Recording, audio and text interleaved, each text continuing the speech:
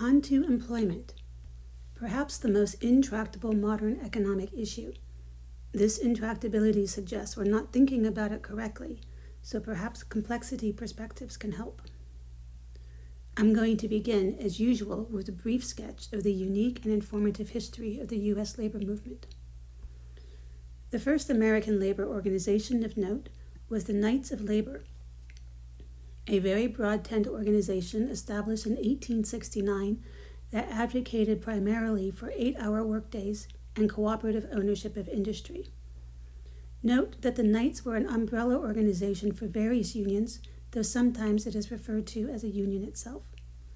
The Knights collapsed after the Haymarket Riot of 1886 because its members did not want to be associated with the violence that had occurred. Then the American Federation of Labor rose to prominence. The AFL focused on craft-based unions. It's important to keep in mind that the late 19th century saw thousands of strikes a year, so unions were a real thing. The Congress of Industrial Organizations broke off from the AFL in 1935 because they wanted to focus on more specifically industrial concerns, such as control of the production process, and believed the 40-hour work week would be a downstream consequence of that control. Industrial needs were seen to be unique from craft work needs. For example, the union managed conflicts with the Taylorism we mentioned previously. Workers really hated Taylorism. Through the early 1930s and 1940s, CIO unions were successful at enabling workers to not only determine schedules, but to determine means of production, such as which machines to purchase, which processes to employ, and the management of such. Facing headwinds, the CIO abandoned control of production as an issue to focus on compensation issues, such as wages and pensions. In the end, the union ceded control of production to professional management, and in 1955, the ALF and CIO merged.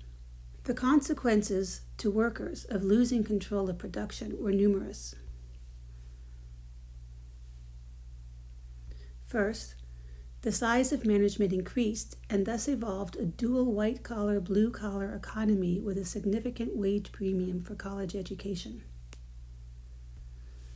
Second, industry moved forward rapidly with implementing automation tools and information technologies.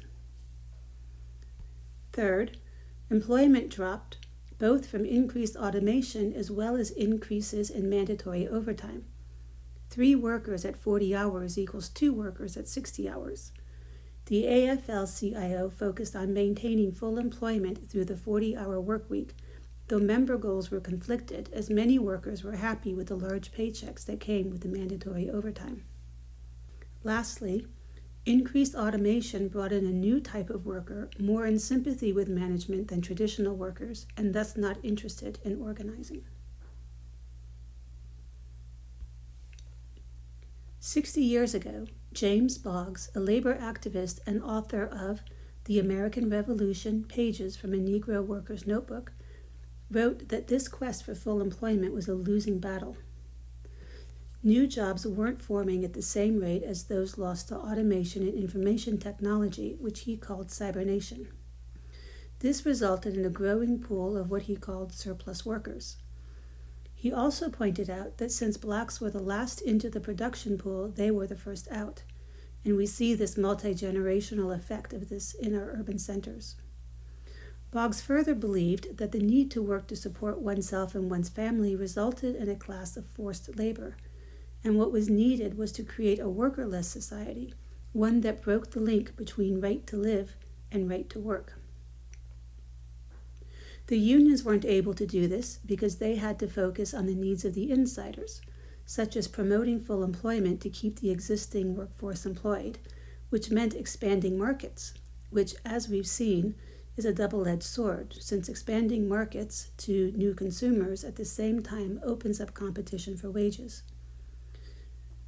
The unions were not able to represent the needs of the outsiders who had been ejected from the workforce, and this was a growing number. Here's another thread.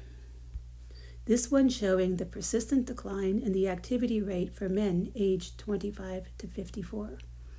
Activity rate is the ratio of workers to population. Here's several streams that could lead the way to a complexity approach to employment, or lack thereof. First, we can better understand the current occupation skill and opportunity structure. Interesting work here usually involves conceptual occupation spaces created by generating networks of skills and occupations with the idea that two occupations close to each other in this network space might imply an easier reskilling transition and a better aptitude match.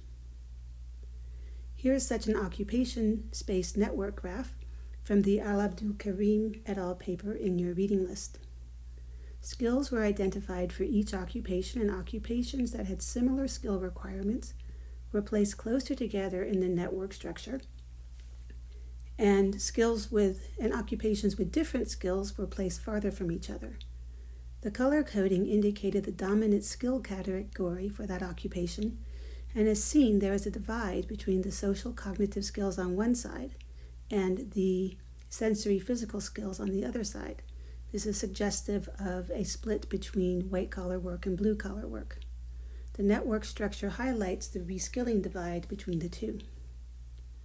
The paper discusses the potential usefulness of this method as well as demonstrates the advantages of good graphic design.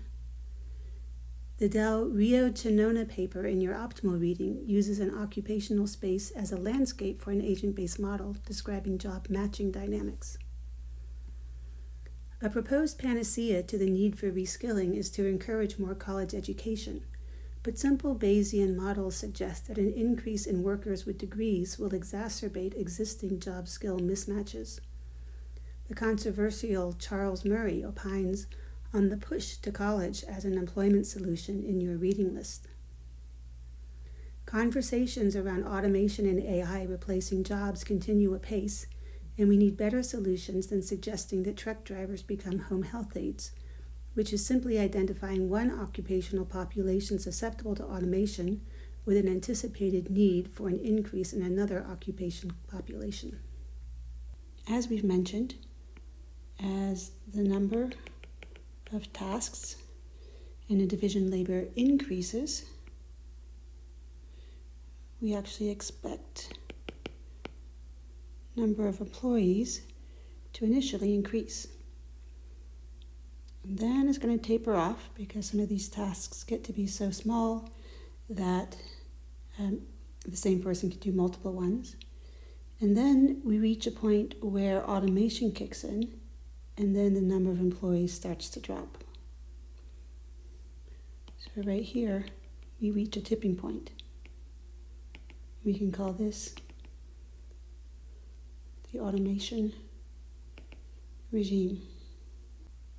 Yet, as we've seen in our observations of industrial practices, there are still lots of people required for production with a variety of skill sets.